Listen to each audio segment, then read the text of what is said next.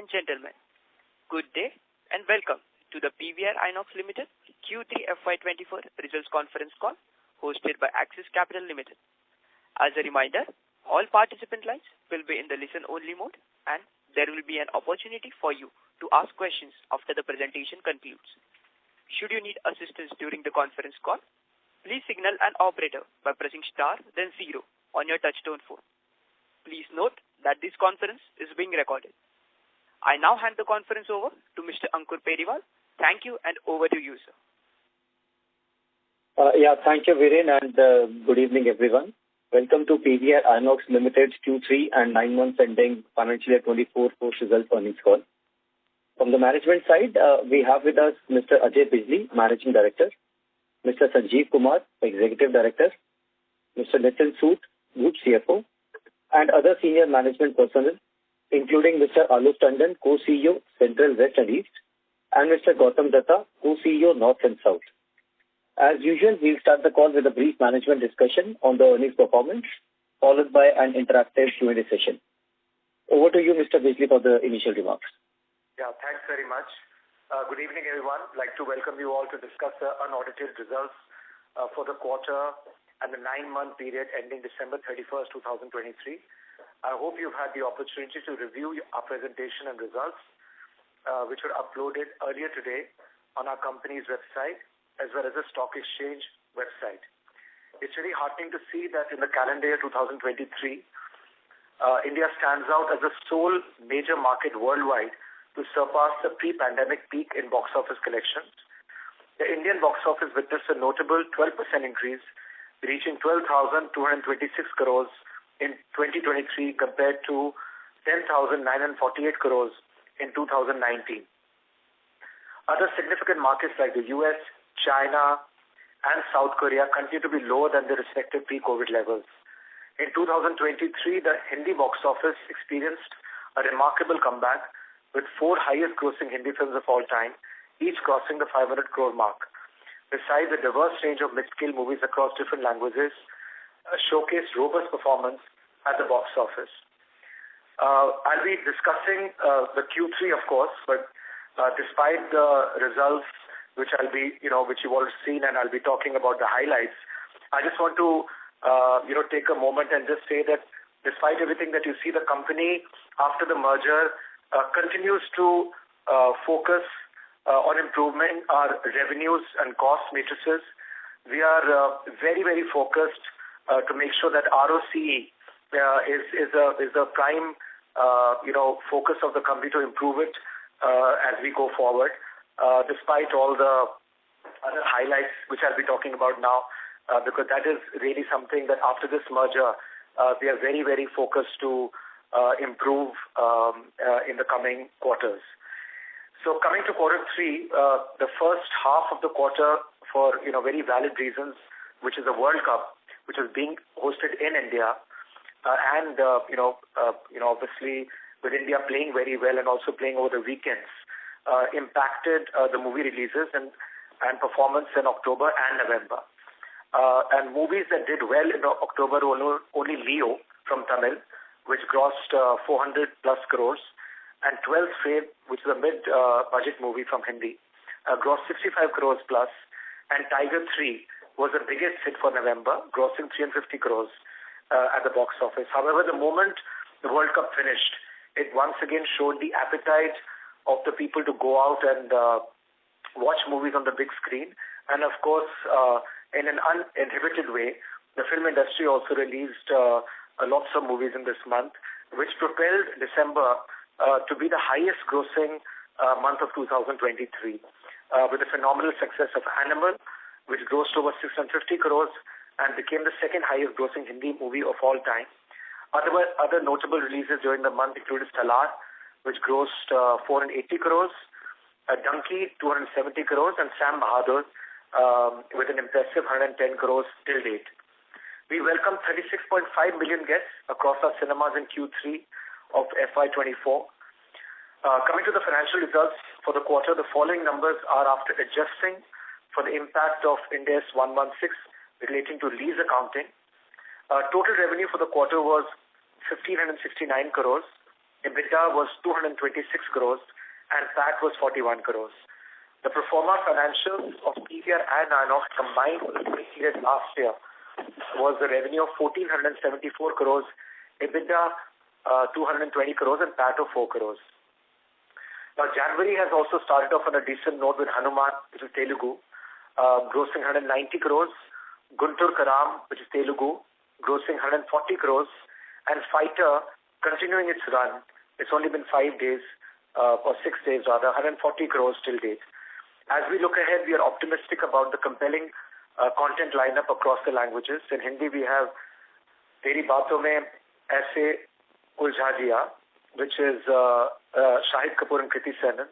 Article 370, starring Yami Gautam. Yodha of Siddharth Malhotra. Shaitan, starring Ajay Devgan and Madhavan.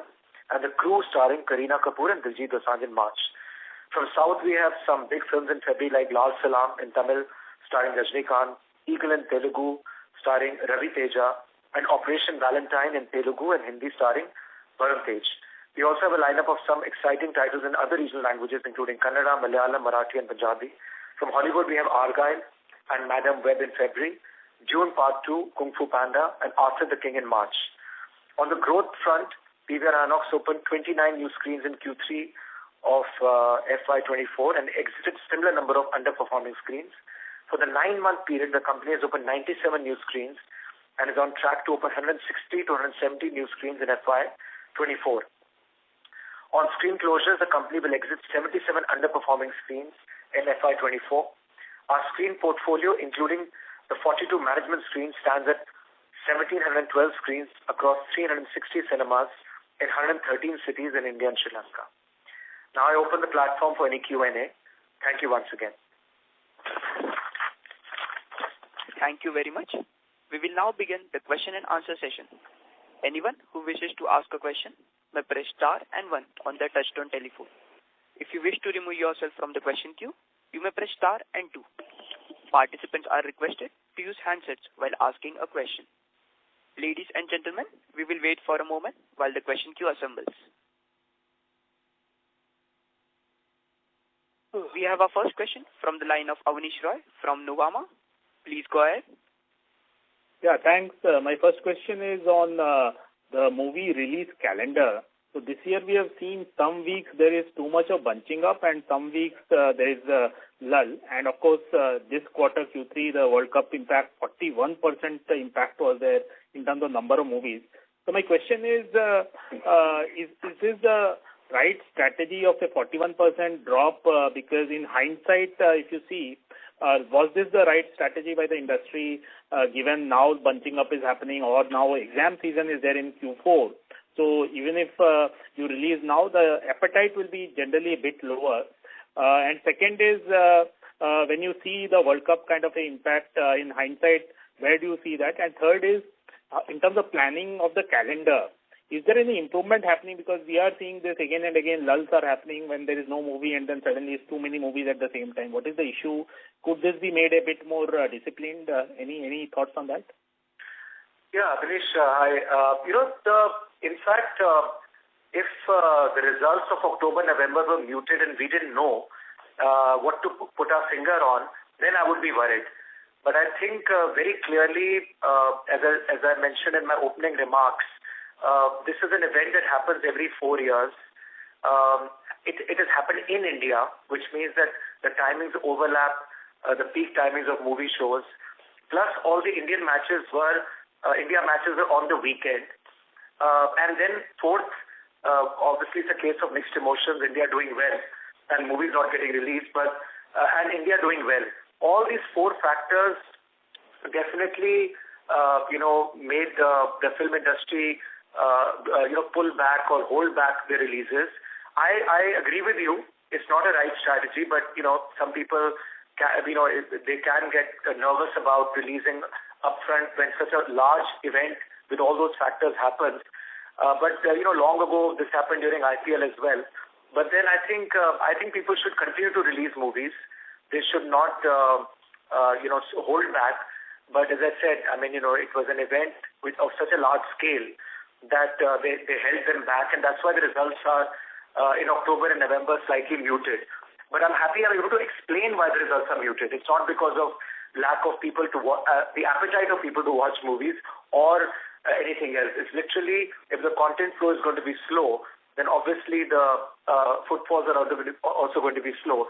But come December, suddenly, it only goes to prove what a strong, appetite people have, that suddenly, Animal, which didn't look such a big movie on paper, ended up doing over 600 crores, Salar, Donkey, Sam Mahadur, 12th Fail, all of them did well. So I think I'm very heartened by the fact that when movies do get released, they do very well. Definitely, even the industry is aware of the fact that you should not come on the same date. And that is something we are also trying to work with them on. But sometimes, if the movies are for different genres, it's okay. But two very big movies coming, yes, it can cannibalize. But, sometimes it can work the other way around as well. And the appetite gets whetted. And if both movies are good, both end up doing well. So, Oh My God 2 and Gadar 2 came on the same date. And both did very well. And nobody was expecting them to do so well. So anything can happen. But I think on a big date like 15th August, 26th January, Diwali, Eid, sometimes you'll end up finding clashes, but we're working on them to stagger them in a better manner. Sure. My second question is on the comparison you have done with the global box office. So one is, of course, you have given very advanced countries, very mature countries. I think the data would have been more useful if you would have put more in terms of the emerging countries, what is the pre-COVID versus current performance. But specific question is, we are seeing in all these mature countries, the drop versus pre-COVID being 17% to 34%, which is very high. So my specific question is, would you be worried on this, that structurally, in spite of now the Netflix kind of OTTs being fairly there for many years, but still 34% kind of drop, say in UK, in China, in Japan, for example, or say 17% drop in China, for example. These are very worrying numbers. So I wanted to understand, is this the right data to compare, given these are countries with much higher GDP per capita versus India at much lower? So if you could compare with the more comparable countries, that is one. And second, would you be worried? And related question is, even in Q3, if you see, the December month was the all-time high month within that year. But isn't every year December month highest? And second, related question is, most of the revenue is coming from a few movies. How would you really make it more democratic? I know you have tried the 99 rupee pricing and those things also. But it seems that only the few big movies are getting all the revenues and rest of the movies are having very tough time. That's not enough for the health of the industry. So if you could address all this aspect. Please, that's a lot of questions. So let me just try to first calibrate and process what all you have asked. One is that why are we comparing? Because these are the countries which have the highest movie consumption. So typically whenever you look at global comparisons, you always compare with US, China, South Korea because it's got its own robust industry as well, and Japan. So these are top performing countries when it comes to movies. So typically you don't look at GDP, you look at movie going patterns, you look at the overall box office collections, and you look at the number of films that get released over there. So I think these are the 5 countries typically that you always compare yourself with. So I think I would stick my neck out once again to say that it's very heartening to see that amongst all these countries, India is still performed better than pre-COVID level. That's one. Secondly, once again, there's a reason why these countries have not done very well is because all these countries are highly dependent on Hollywood, and Hollywood has had its number of releases getting reduced. One is because the recent strike that happened of the actors and the screenwriters. And prior to that, because a lot of studios created their own streaming channels. So when they created their own streaming channels, they got distracted between, releasing some tentpole movies and also creating content for their own streaming platforms. All that is now in the past. And after the massive success of movies like Oppenheimer, Barbie, MI7, everybody's gone back to the drawing board. And they're all making movies for the big screen because you just can't get, these kind of results if you go straight to the streaming services. Lastly, Netflix and OTT really is old news. I think it's a very tired question. I'm really sorry to say that, because 8 weeks window is back now. People are not doing only one thing. They are going out also to shop, to eat, to watch movies, and also they are staying at home and, getting food on Zomato or booking, shopping online. So I think movies are similar. People can go out on the big screen and watch movies, and people can sit at home and watch TV shows. TV shows is the USP of OTT platforms, not movies. Movies is still a big screen phenomena, and after we've got our windows back of 8 weeks, now people, even mid-budget movies that people used to say are only meant for OTT, people are going out and seeing. How do you explain the collections of Fukre, Dream Girl 2, of 12th Fail, of a movie like Sam Bahadur? So many mid-budget movies have come and they've done well. So I don't think the skew is only in big movies. Yes, the big movies are doing exceedingly well. We've never seen these kind of numbers, but that doesn't mean that the mid-budget movies are not doing well.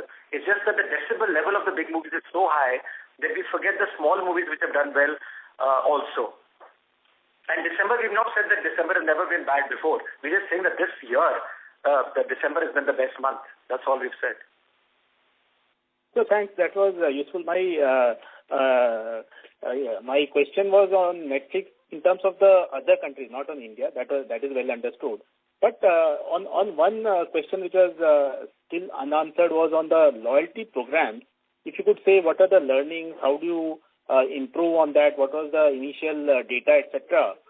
Because it seems very good and novel concept, but definitely if we see, still it is the bigger movies which are driving a lot of the numbers. So how do you ensure that on a every week basis the footfalls are much strong rather than one big movie every month or two big movies every month? How do you democratize that in terms of loyalty? Gautam, would you like to talk about the loyalty program or somebody else? Yes. So basically, we had a traditional loyalty program where we used to give points against your visits to PVR.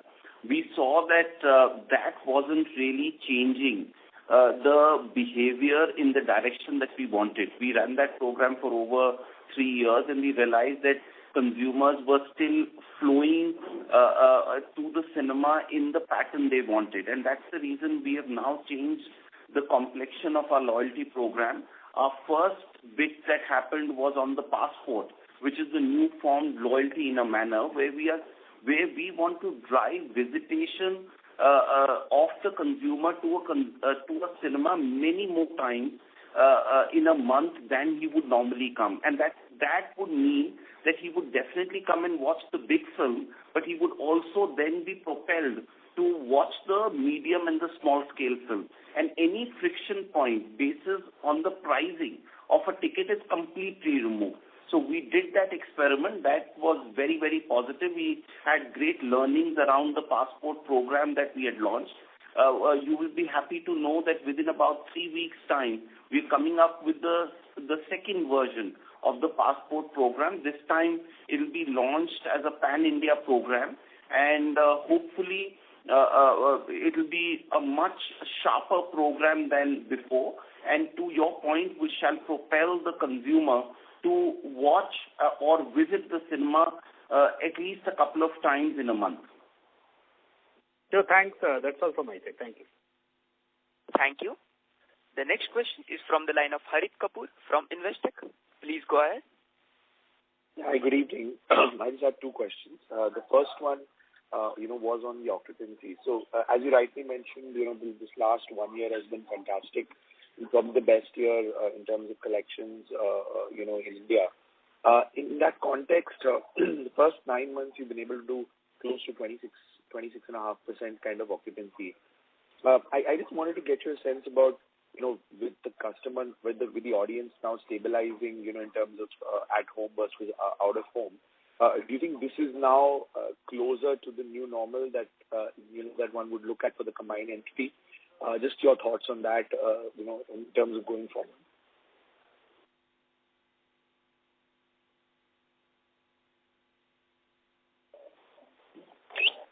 Hi, this is Nitin. I'll take that question.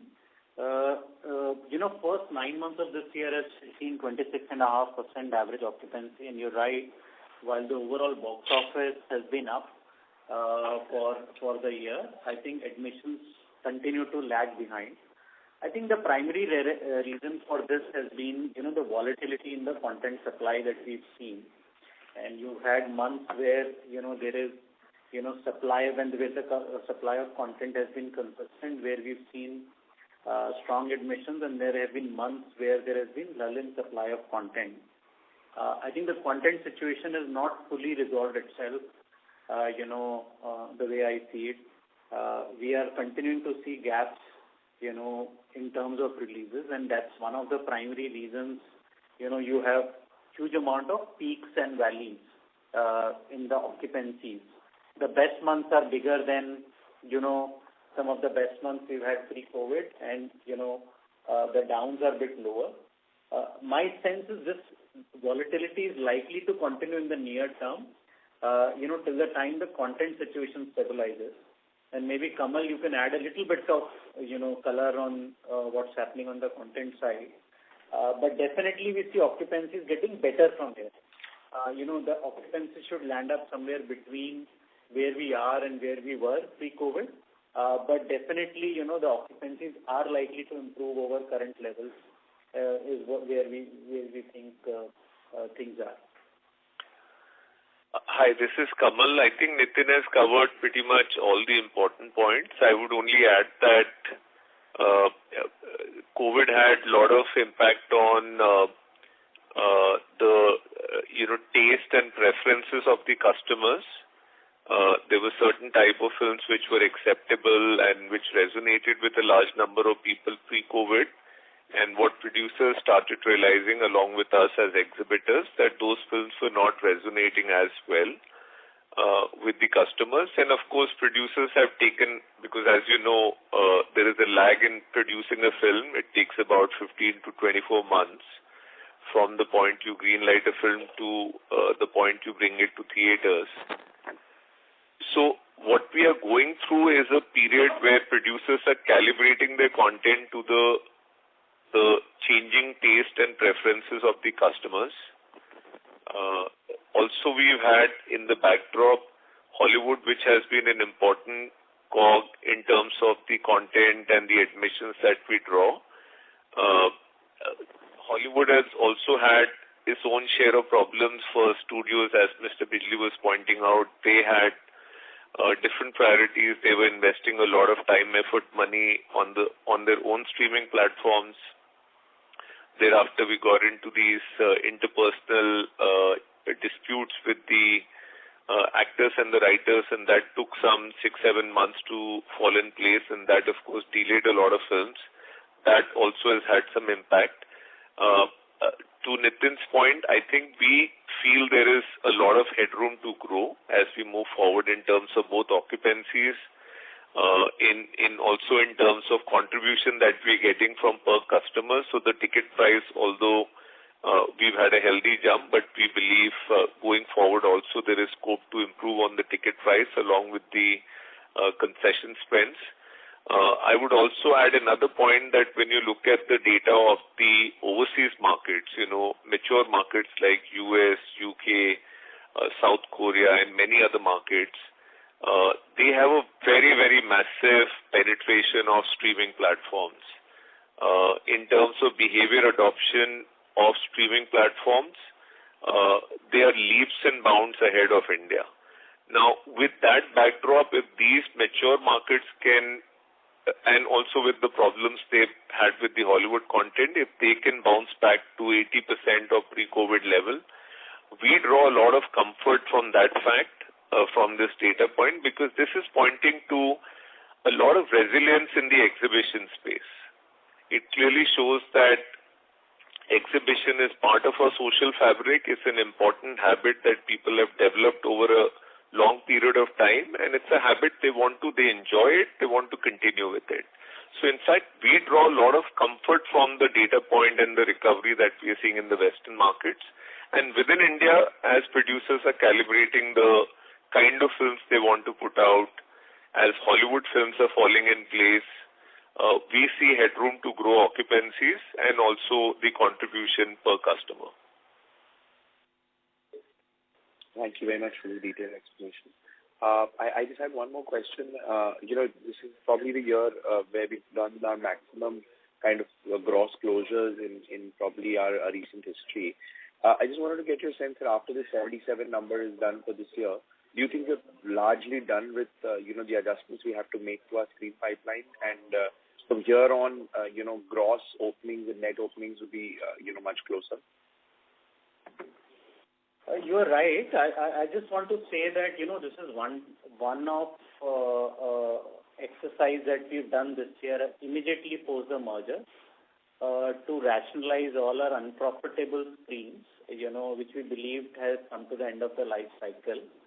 And, this is obviously a one-time exercise. I think on an annual basis, like any other retail company, there will be some properties which will come to the end of their lease tenure, and 1 to 2% of the portfolio, like any retail company, will go for a churn.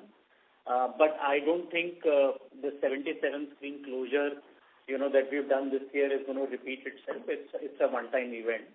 And new screen opening number, next year will be similar range, 150 to 160 new screens opening next year. And the net screen addition number will be closer to that number. There will be regular churn in portfolio for sure, but it will be a very small number. Great. Those are my questions. Thank you. Wish you all the best. Thank you. The next question is from the line of Arun Prasad from Avendus Spark. Please go ahead. Thank you for the opportunity. My first question is a little bit clarification on the ad revenue side. We have seen on a per screen basis a sequential improvement despite, footfall taking a hit. How much of this improvement is we can attribute to the overall spending increase by the advertisers due to festival season, and how much can we attribute to our turnaround process? So we had indicated in last couple of quarters as well that advertising is going to be coming back in a few quarters, and this is exactly how it's happening. Of course, you're right. This festive season does propel brands to do more advertising, and we've benefited. We've also done some long-term deals during this period. Having said that,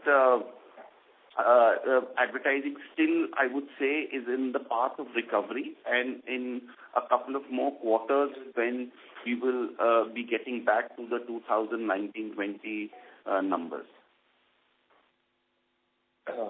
Right. And when you say long-term deals you have done with advertisers, is it on a price basis or a volume contract? Can you give a little bit more details on this? It's just a contract of how much time they will consume and what media they will consume on our screen on a perennial basis. So there is a certain burn. Otherwise, what happens is that every month you have to go farming for business. If you have slightly long-term deals which stretch upon 3 months, 4 months, 5 months, then you could sort of begin the month with a certain surety of income, and that really benefits our business. And today, what percentage of our ad revenue comes from these kind of deals? It would be in the region of about 30 to 35 odd %. Right. So rest of the slot we need to that will still depend upon the content, how strong that is in the content base and the kind of hype the movie creates in the market. Right. And then second thing is that obviously sequentially our mix change is very visible when you see the box office collections of Hollywood, Bollywood, and regional. But it is not reflecting in our ATP numbers. Can you give more color on this? What's happening to the ATP? So our average ticket pricing is actually very strong. It is up. In this quarter, our average ticket pricing is up 14%, and our average food and beverage spending is up 8%. So I'm not clear on the It totally mirrors what's happening today. The big films end up playing on much higher ticket price. All special formats, IMAX, TXL, 4DX films also attract much higher ticket pricing. And this is exactly how the ATP gets reflected in our results.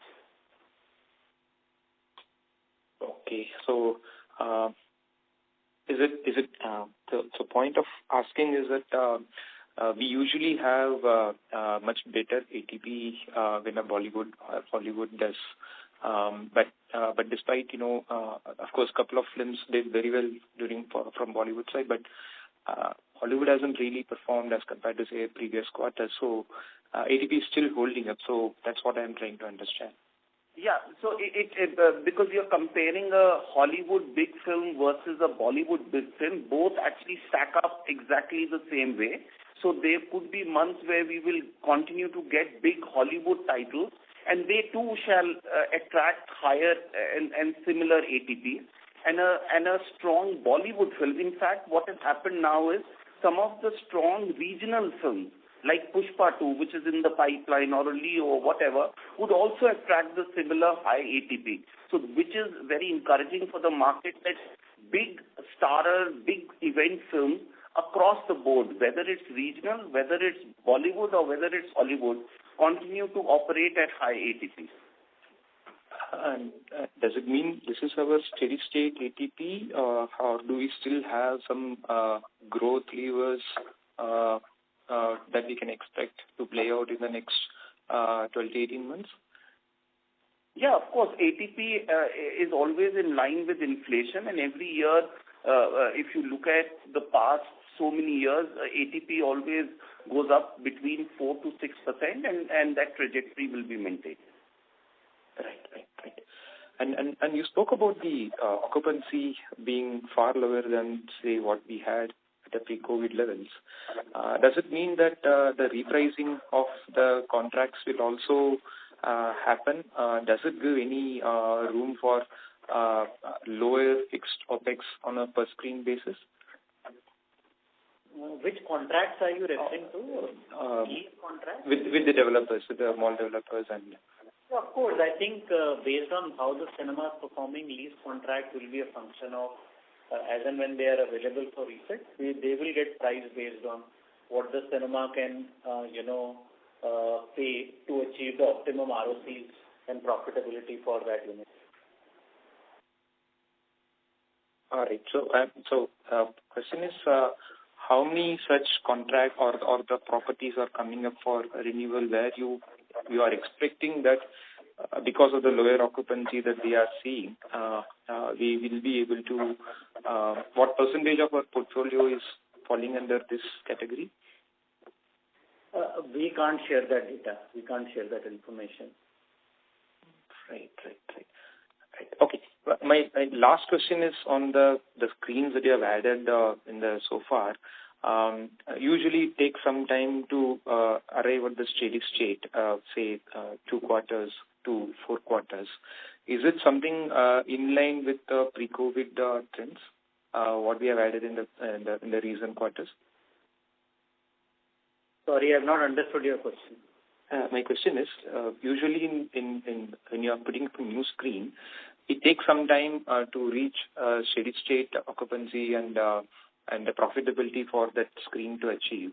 That time period is same now as compared to the pre-COVID levels?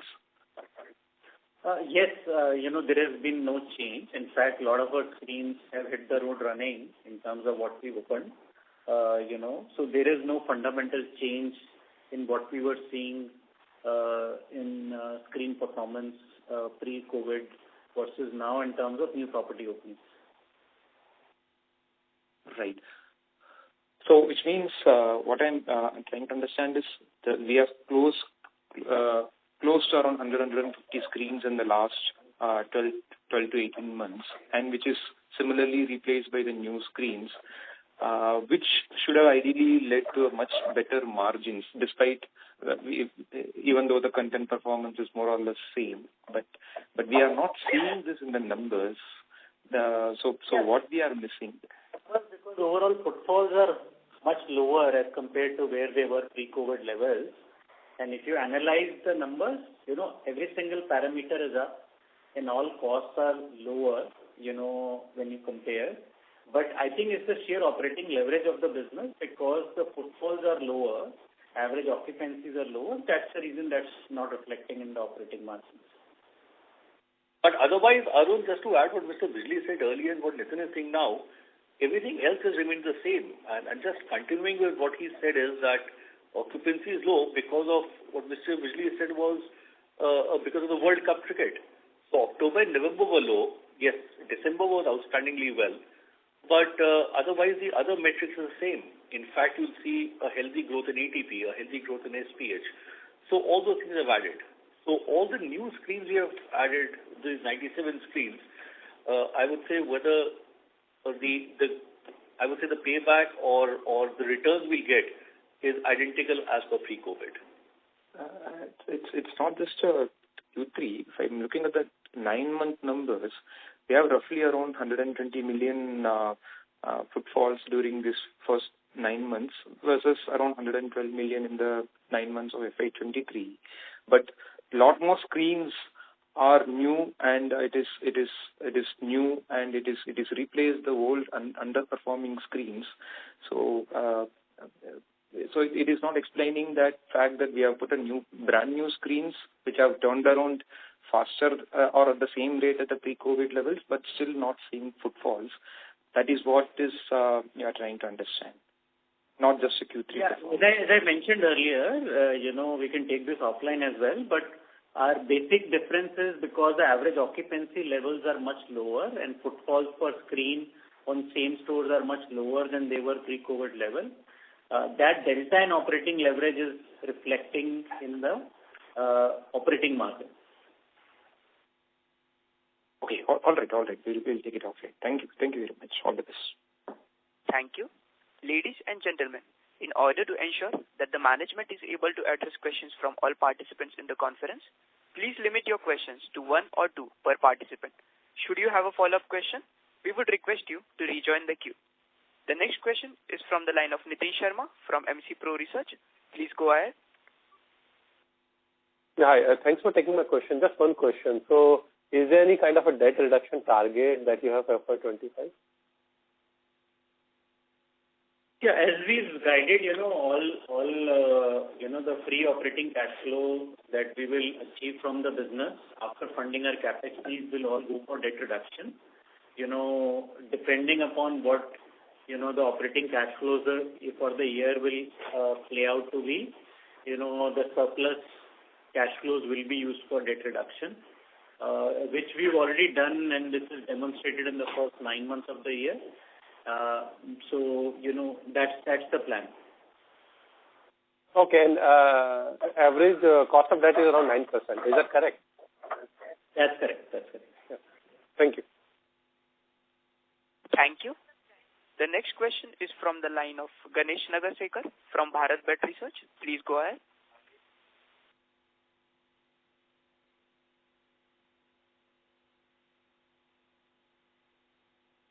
Hello? Mr. Patanjali Srinivasan, sir? Hello? Yeah. Yes. Yeah. So, thank you for the opportunity. Firstly, I wanted to understand a bit of the passport program and the likely pricing, because we've been talking about this for quite some time. Any tentative timeline on when this is likely to come into, when are you trying to launch it by? Yeah, as Gautam has mentioned, I think the full launch sometime this month, with the revised features, and it will be a pan-India program that we were planning to launch. We don't want to divulge too much about what are the changes that we are making based on the pilot. I think in next few weeks you will get to hear about them. And this would go through its own churn and alteration. This is not the final product, because through launching this product, we also are learning a lot about how consumers are accepting and using this product. So we will keep, as we move forward, we will keep sharpening this product. Sure. And just a couple of more questions from me. So one is on the occupancy level. So you had mentioned that October and November were very weak and December was better. So if you could give me from December, what was your exit occupancy level, just to figure out what kind of traction we were seeing? Yeah, we don't disclose month-by-month occupancy, but just to give you a perspective, average occupancy during the month of December was 37%, as compared to, the average of quarter 3 of 25%. So which means there was a, huge variation in the occupancies in the first couple of months and the month of December. Sure. And just one last question, if I could just ask. So region mix, I think currently we have about 32% of our capacity in South and around 550 screens. So incrementally, when we're adding about 160, 170 screens in the next year or the year after that, what would be the additional mix coming in the South? And can we say that from an occupancy, the occupancy levels in South are much higher than what it would be rest of X of South? You're right. The occupancy levels in South are generally higher. Again, it varies market by market, but they are generally higher than, rest of the country. And I think more than 40% of our new screen additions is in South India. The ratio will change marginally depending upon what ends up opening first, but between 40 to 45% of new screen additions will be in South India. Sure, sir. Yeah. Thank you so much. Thank you. The next question is from the line of Ganesh Nagarsekar from Bharat Bet Research. Please go ahead. Hello. Yes. So my question was, the first part of my question is partly answered in terms of our growth in South India. The second part of my question is regarding our growth in new screens outside of metros. So broadly, how is the management thinking about this? And in terms of what are the key challenges that you see in terms of growing outside of metros, other than, say, malls or good real estate there?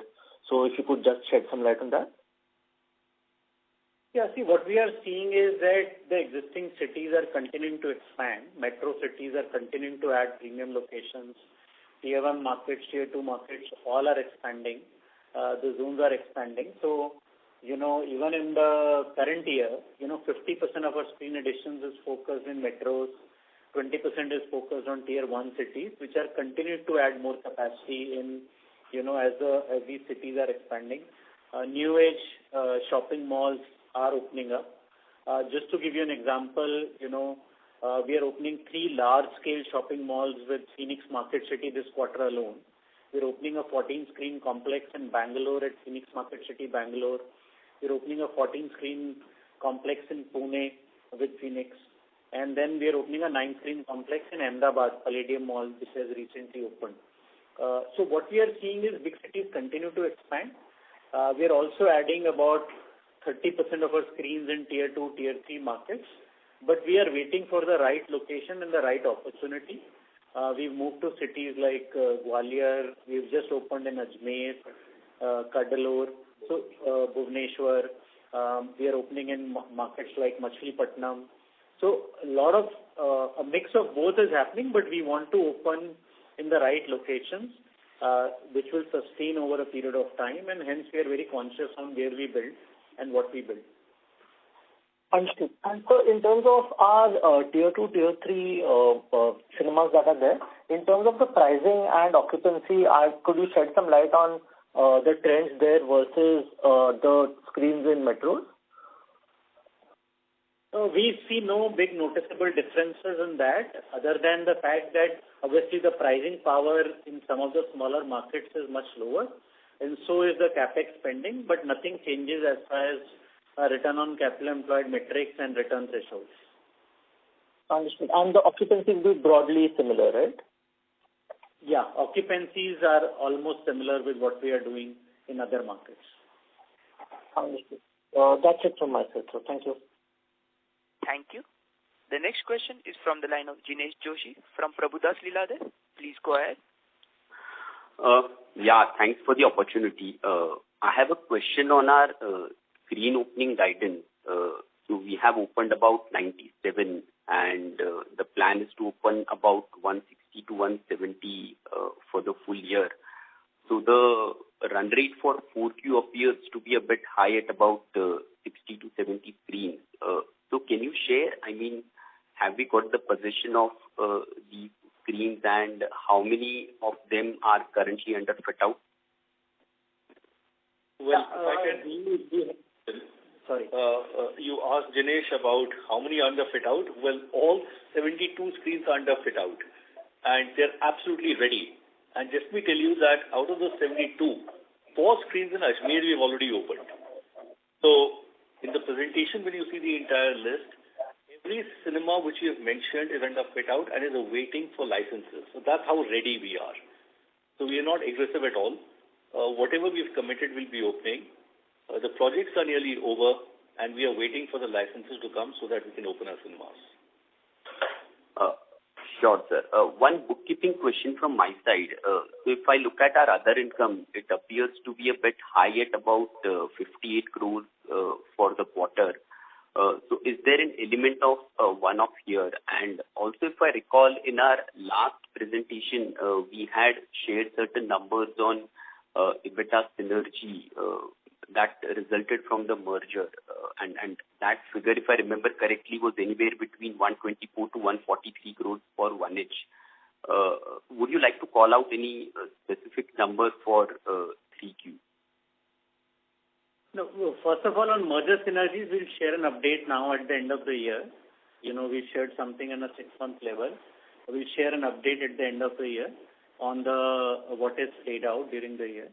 On your first question about, you know, other income, the other income, like we mentioned in our notes, includes, you know, we've shut down about 62 screens in the first 9 months of this year. There is other income representing about 35 crores, which is represented in the financials, reported financials, not in the Ind AS adjusted financials, which is the write back of lease liabilities on account of shutdown of those screens, which I would say is relation to the exit properties and is a one-off. Obviously, in the Ind AS adjusted financials, that number is not there, and that is adjusted for this one-off item. Sure, sir. One last question from my side on the ad revenue front. I think in the earlier remarks you mentioned that we have got some long-term contracts and currently that number is about say 30 to 35%. So with this contract coming back, this 130 to 140 crore kind of a run rate which we have seen in this quarter, is this something which will be sustainable now given the fact that we have a committed inventory in the form of a long-term contracts, or how should we look at it from a yearly perspective, so to say? So advertising, as we've always said, mirrors what happens at the box office and the big films that get released. It also has to keep in mind what is happening in the market in those months and weeks. So specifically in quarter 3, because this Diwali, New Year, new launches of cars, telecom, new products, of course the advertising goes up. So it may not be fair to sort of level advertising out over 12 months or 4 quarters.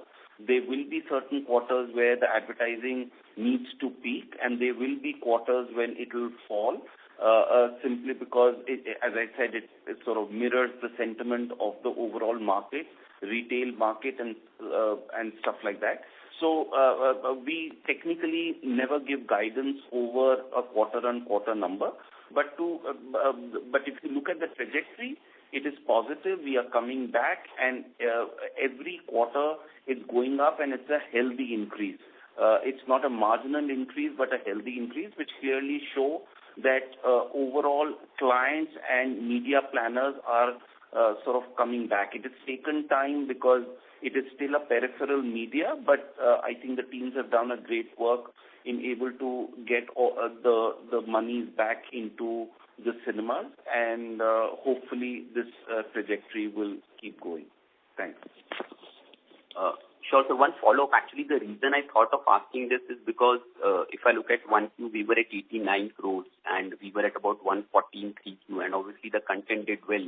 But the pipeline for 4Q appears to be slightly weaker. So the context was that if we have long-term contracts in place, then perhaps the fall may not be as steep, and because the flow-through to EBITDA from advertising income is quite high, so the margin knock-off will also be not that high. So that was the context, and was just trying to read through whether this 130-140 crore number is something which one should build in, or you might see some bit of high volatility in 4Q and 1Q where the pipeline is slightly weaker. So that was the broad context. Yeah. So as I just said, it will mirror the content. Long term only is about 30 to 35%. Even if they continue to advertise, they cannot change the trajectory for the quarter. So technically, it is the balance 65-70% that comes into play, which completely mirrors the content flow and the hype flow of the films. So technically, you will need to keep the volatility of content and the seasonality in mind whenever you are trying to project advertising revenue. Thanks. Sure, sir. Thank you so much and all the best. Thank you. The next question is from the line of Abhishek Kumar from JM Financial Limited. Please go ahead.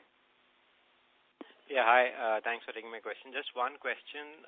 I was just curious about the FHC. This seems to have gone up both on a quarterly basis and also for the 9-month basis. So just wanted to understand, is it just because, most of the box office collection is happening in the first couple of weeks, or is it anything structural in terms of, the price band, etc., that we set with the distributors?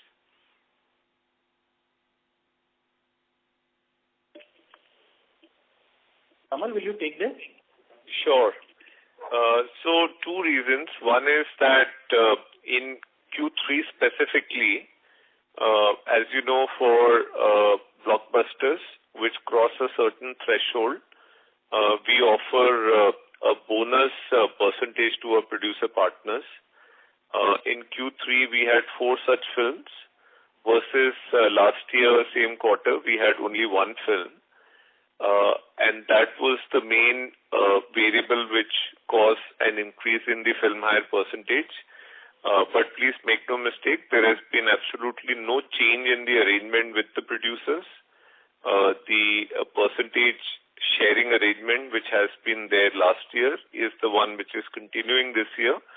The other variable is also the fact that on 3D revenue, as you know, we charge for 3D films, for the 3D glasses, we charge service charge separately for the glasses, and that amount is shared with the producers, but the percentage sharing of 3D revenue is much lower than the percentage sharing of the ticket revenue. In last year, the 3D revenue was very high, almost 10 times of the 3D revenue that we've had in the Q3 this year. That's another reason why there is an uptick in the film hire percentage. We expect this to even out. I mean, the whole year will remain slightly higher than last year, but one should see this as an aberration. Going forward, we believe it will remain stable and probably go back to the film hire percentage that we had last year. Okay, great. Thank you and all the best. Thank you. The next question is from the line of Vivekanand Subaraman from Ambit Private Limited. Please go ahead. Hi, thank you so much for the opportunity. Could you share some qualitative updates on the progress made towards achieving synergies? I'm not looking for any numbers specifically, but an update on the qualitative aspects that you have discussed in the past. That's question one.